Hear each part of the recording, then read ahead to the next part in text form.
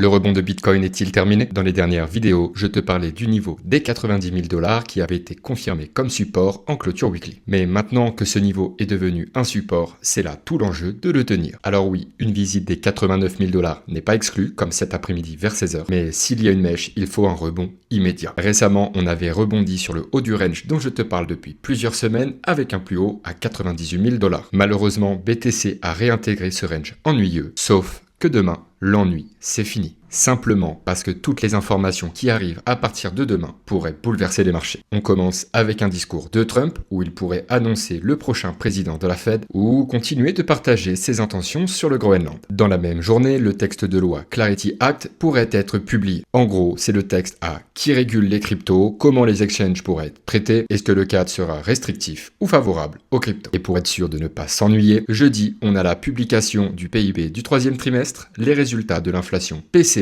et l'inscription au chômage. Tout ça tombe naturellement avant la décision de la Fed le mercredi 28 janvier. Et si tu as bien suivi, ces trois résultats, c'est ce qui compte le plus pour Jérôme Powell. Donc, le rebond de Bitcoin est-il terminé? Pour le moment, il va falloir patienter. Bref, maintenant tu sais qu'à partir de demain, la volatilité va être au maximum et que ça va bouger très fort. Alors, si tu veux être du bon côté, t'as juste à rejoindre le terrier.